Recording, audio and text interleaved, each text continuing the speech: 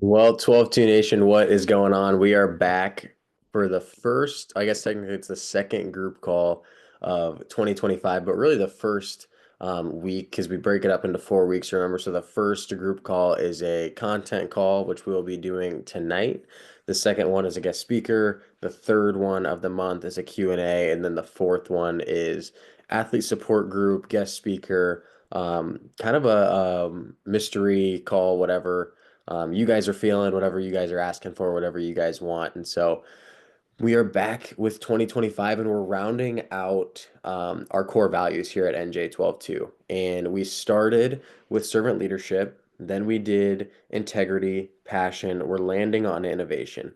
And what we're really going to be breaking down is some core words, some core principles that innovation is, that it consists of, that we need to be feeding ourselves, fueling ourselves so that we can become, as it says right here, innovative, as we can become a lifelong learner. Yes, in our sport, yes, in our craft, yes, in the things that we do day in and day out to ensure that we're maximizing our potential as an athlete, but also in the day-to-day life to ensure that, hey, we're maximizing our potential as a human being, right? We've been given strengths, gifts, talents, abilities, everything by God, right? He uniquely crafted you just the way you are, made you passionate about the things that you're passionate about, made you excited about the things you get excited about, made you specifically unique and wonderfully made, one of one, right? And so how do we be innovative and fuel those gifts, fuel those passions, fuel those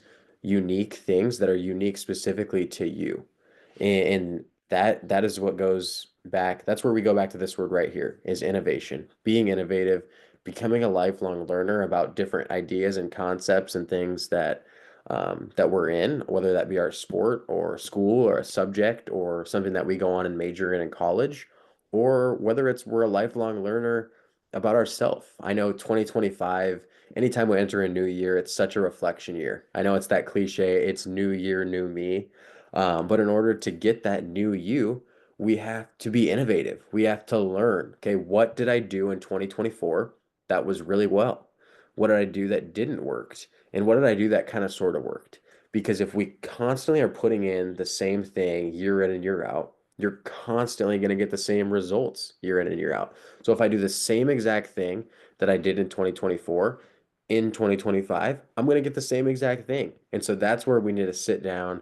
We need to figure out what it means to be innovative, how we can be innovative so that we can set goals for 2025, set goals in our athletic journey, set goals in our life, and then go chase them and put things in place to learn along the way and grow and mold and be refined along the way in the process, right? Because it's always about the process. It's not about the product. It's not about the wins, the loss, the score column, the stat sheet, but it's about the process. And we learn so much. We, right here, being a lifelong learner, we learn so much in the process. And so I'm excited to dive into this call tonight and really tackle some, again, some key words under this topic of innovation. And so the first one is adapt. Innovation in athletics means trying new ideas, tools, or ways of training to get better at sports and stay ahead of the competition. We need to adapt to this new day and age. Innovation isn't just for elite athletes, but it's for anybody looking to grow. Examples of this with this word adapt may be including wearable tech for tracking performance or new training routines or creative game strategies. In this, I wear a wristband every day. I never take it off. Wear it 24/7 and it tracks my sleep. It tracks my recovery. It tracks the strain of my workouts, how hard I'm working, when I need a rest day. All of that stuff. That's being innovative. It's adapting to the culture that says we need to track these things so that you can best, so that I can best maximize my potential. I love this word adapt in the way in the world of innovation because we never know what's going to happen in the midst of our sport, in the midst of our competition. We can train, we can prepare, we can be as ready as we want, where our coaches can walk through endless things, endless ideas, endless scenarios that may or may not ever happen in the game. And then you get to the game or you get to the practice and something happens that you were just you had no idea was going to happen. It was just crazy, crazy call by the ref, crazy outcome in a certain play. Maybe somebody got ejected. Maybe it was a hard foul. Maybe it was a big injury. Maybe you made a mistake that you would have never thought you would have ever made. And we have to adapt. We have to adapt and overcome. And that's almost being a we have to be a thermometer or excuse me, we have to be a thermostat and not a thermometer. And we have to set the tone, we have to set the temperature, we have to go into the room and set the tone in as a thermostat instead of being a thermometer where we just go in and we mold to the shape of wherever we are. We conform to wherever we are. We need to be a thermostat. We need to adapt to the room we're in, to the scenario we're in, to the situation we're in. So a question I would ask you with this word adapt is what is one innovative tool or idea you've incorporated into your game? What's one thing that you've adapted into your game that allows you to be innovative and constantly learning and constantly growing and constantly stretching? And so this next word, this next idea, this next concept is focus. The mental game is the ability to control your thoughts, emotions, and focus under pressure, which is crucial for unlocking innovative thinking. And so, some examples of this, examples of focus, one of the few things that you can actually control when you talk about being a thermostat and setting the tone, one of the few things you can control is your focus, where your feet are, where your eyes are, where your head is, where your attitude is, where your effort is. And so, we can do this by controlling the controllables, controlling the things that come our way. We can't always control what happens, but we can control our response. We can control what we do next. Part of that is being where your feet are. We so often want to look so far out. We want to say, hey, I want what they have, or I want the goal over there, or I want the scholarship, or I want my counterpart is getting, all the recognition, the spotlight. But no, the grass is rarely greener on the other side. The grass is greener where you water it. And so, how do we be where our feet are? How do we learn to be where our feet are? Some really good examples of focus in a professional sports realm was Michael Jordan. If you look up his visualization tactics and the things that he did before games, before practices, before really high stress, high pressure situations, it had him ready. He was laser focused, always ready for the moment. Things rarely surprised him. When the things happened, he was ready to take the moment and seize it, to capture it, to conquer it. And he was always cool, calm, and collected in the process. Same thing with Serena Williams. If you go and look at her journey and just the way that she was brought up from a young age, she just constantly had to be mentally tough in high pressure moments, whether it was from a young age at a young kid trying to prove herself, all the way up to winning Grand Slam titles against the greatest tennis players in the world, all of which requires laser focus. And in order to be focused, we need to, again, control the controllables, be where our feet are, and when we do that, that is going to unlock a whole new mode of thinking, a whole new mode, a whole new idea, a whole new waterfall of ideas because it truly allows us to be who God called us to be, who God made us to be, is be these innovative, creative thinkers who are made one of one in his image. Again, there's nobody like you. There's gifts, talents, strengths, abilities that you have that are unique to you that nobody else has. And in order to fully unlock those, we need to be thinkers. We need to innovate. And part of it is again being focused. And so we have being able to adapt, we have being focused, and we have commitment. We have creating new ways to improve athletes.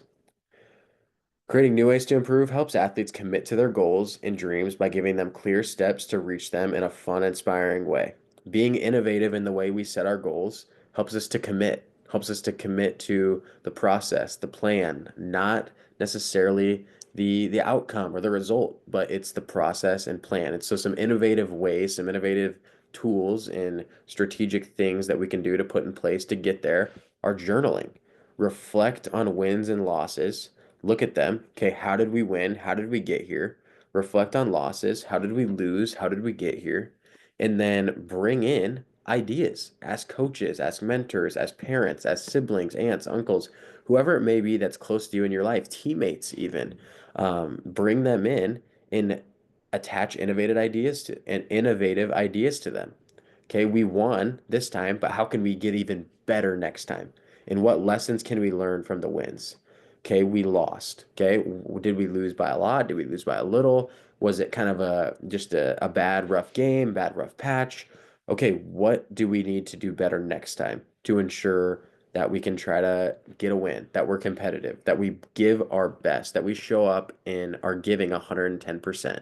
So journaling, reflecting on the wins, losses, and everything in between, and bringing new ideas into that. Number two is goal setting. We need to start breaking down our larger goals and break them into step-by-step processes. And so we can bring, again, these new ideas, these innovative ideas into the goals. Again, I'm going to bring it back.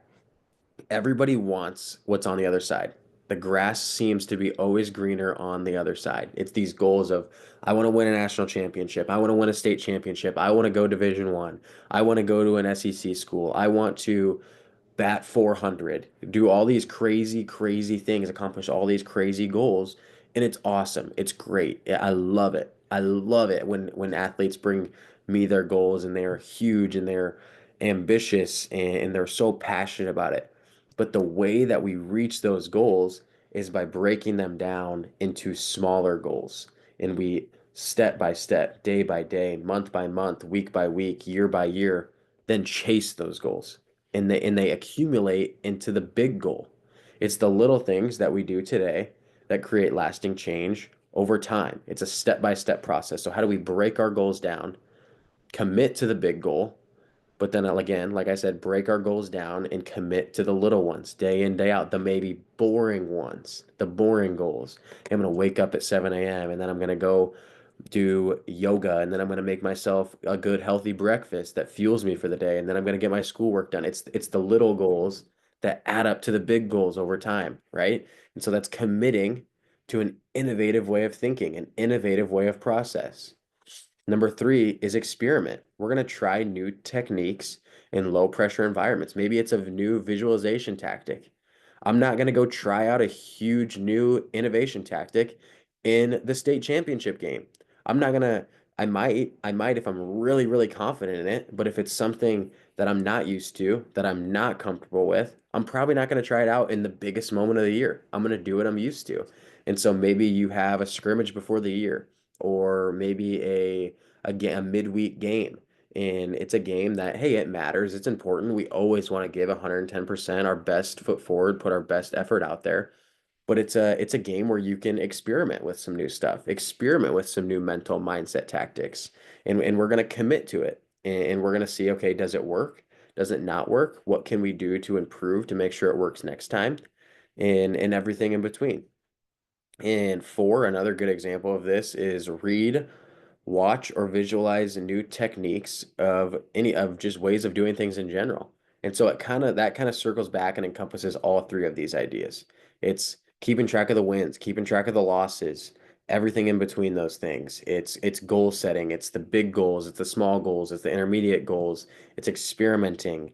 And then last but not least, just reading, watching, visualizing new things that we can do to learn from all these things, the wins, the losses, the goals, all of it. And so my question to you in this um, side of things with commitment is, hey, commit to trying one new tool or method in practice this week.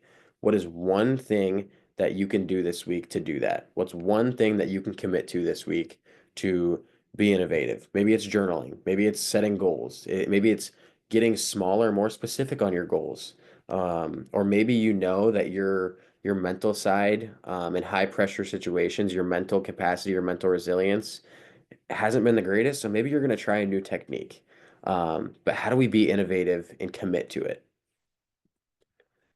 Next, we have resilience, right? It's pushing past our barrier. Resilience often does carry barriers. Barriers to innovation are mental or physical obstacles that prevent athletes from stepping outside their comfort zone. I really wanted to emphasize here, we need to get outside our comfort zone. We can either be comfortable or we can grow. We can't do both. When we get outside of our comfort zone, it stretches us, it refines us, It grows us. Think of the analogy when you're in the gym working out, when you're working any kind of muscle, whether it's biceps, it's bench press, it's squat, it's deadlift, it's hang cleans, whatever it may be, any kind of muscle, even hitting, you're working your muscle. It's muscle memory, but you're breaking down your muscles. You're breaking them down. You're breaking them down. You're breaking them down. And then when they heal up, they grow back stronger. And that is just what happens with our brain. Our brain too. It's the biggest muscle in our body, us mentally. In order to break that down, we need to get outside of our comfort zone and stretch it. Go into things, walk into situations, walk into conversations that are going to be hard. They're going to be difficult. But guess what? They're going to stretch you and grow you and refine you. And they're going to make your talents, your skills, your abilities even better than what they are right now. It's going to maximize it to the max. And it's going to teach you to push past your limits, push past to how far you think you can go, to go even further and grow even more, and ultimately reach the goal that you want to reach at the end. And so, some common barriers that we face are fear of failure, it's overthinking, it's self doubt. And sometimes the hardest thing is just taking the first step. There's a Bible verse. I want to say it's in Zechariah, and it says, God rejoices in the small. He rejoices when we just take one small step of obedience. And so maybe the step of obedience that you need to take is just getting outside of your comfort zone, trying something new, taking the step, jumping off, getting out of the boat and going and doing the thing that you've been talking about doing for the last 5 years, for the last 3 months that you were talking about doing at the end of 2024. But now that 2025 is here, you're scared and you don't want to do it. And so maybe you just need to go and do it. And if you fail, guess what? You learned, you grew, you stretched, you refined, you're better because of it. And some strategies to overcome those thoughts and those worries are, hey, I'm going to reframe my setback as an opportunity. I know I just talked about failing, but guess what? That's an opportunity to learn, an opportunity to grow, and an opportunity to understand things that you may have not understood before. We also need to have a growth first mindset. We can't live in that what if mentality. What if I fail? What if I fall short? What if I disappoint so and so? What if I disappoint myself? That's real, but it's also a lie from the enemy. Because guess what? We're gonna learn no matter what. We're gonna grow no matter what. We need to have a growth first mindset because guess what? What if you don't fail? What if you succeed? What if you learn more than you ever thought you could have learned? What if you take leaps, bounds, and strides to be a person who you didn't even think you could have became yourself?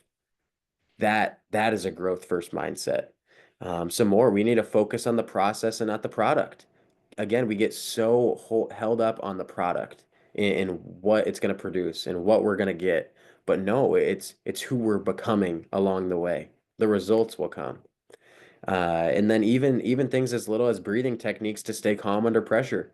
Pressure comes. Change is scary. Getting out of our comfort zone, leaving what we are comfortable in is scary. But guess what? If we just slow down, take some time, take some deep breaths, visualize, excuse me, visualize where we can be if we just take a step, hey, maybe it's not going to be so scary after all. And so my question to you in this area of resilience and growing and being innovative and resilience is what's one area where you can get outside of your comfort zone this week? Just one. Just one. Next and lastly is this word of transform. Innovation requires us to transform. It requires a new way of thinking, a new way of learning, a new way of growing, a new way of transforming your mind into something you didn't even know you could transform it into yourself. The definition of this is transforming means taking action and using new ideas and mental strength to improve how you train and play your sport. And I'm also going to add into this in life. It's how do we train our mind? It's right here. It's the NJ 12:2 training. The NJ 12:2, Romans 12:2. It's, hey, do not be conformed to the pattern of this world, but be transformed by the renewing of your mind. Then you will be able to attest God's perfect and pleasing will for your life. But I want to go back and I want to focus on those first two lines. It's, hey, don't be transformed, or hey, sorry, don't be conformed to the pattern of the world. So I'm not going to be looking like everybody else. I'm not going to be doing what society, what culture says is okay. Because a lot of the times, what society and culture says is okay is to be average, is to blend in, is to just show up. But guess what? I want to go beyond. I want to be an elite athlete, an elite leader, an elite human being. And those type of people are transformed by the renewing of their mind. They know that, hey, what they think about and what they transform their thoughts into often translates to action. And action, what we do, tends to translate to habits. And so if we fill our mind, if we start small, if we embrace the process, if we identify what's holding us back and take small steps today, that's what we can think about. That's what we start thinking about. We start thinking about who we are, who we want to be, and really just start small. Take that first step. Soon, you will be doing action after action after action after action that is transforming your mind in an innovative way. And guess what? The more actions you do, the more steps you take, the more habits you will build. And you are a creature of habit. And so if you fill yourself with good habits, with good routines, with good rituals, you will be a product of this, of innovation, of transformation, of starting small, embracing the process, and you will end up the person that you have always dreamed about being, that God has crafted you and molded you and shaped you to be. And so my challenge for you is hey, what is one simple thing that you can do today to get outside of your comfort zone, to switch up your routine, to be innovative, to just take one step. Take one step. I know it's scary, but what better time than at the beginning of 2025? We're less than a week in. We are less than a week in to the new year. And so what better time to step outside of your comfort zone and just go? Just go. Don't worry about it. Don't worry about what people are going to say, what people are going to think, what you're going to think of yourself because guess what? Even if you do fail, even if you do fail, it's still like it says right here. It's a it's an opportunity to learn. We need to reframe our setbacks as an opportunity to grow. It's a growth first mindset. We're focusing on the process, not the product. And so what is one thing that you can do today to get outside of your comfort zone and be innovative? Start small. It's the little things we do today that create lasting change over time. And I promise you, if you do that, if you embrace that, you will fall in love with the process. And by the end of 2025, who knows, maybe you'll even start seeing it a week, a month, 2 months, 3 months, 5 months, 6 months in, you'll start seeing the change in yourself and you'll start seeing who God has really and truly created you to be. And so, man, I'm getting fired up. This is one of my favorite topics, favorite things to really dive deep into. And so I hope you guys enjoyed the call tonight on innovation. And guys, keep being great.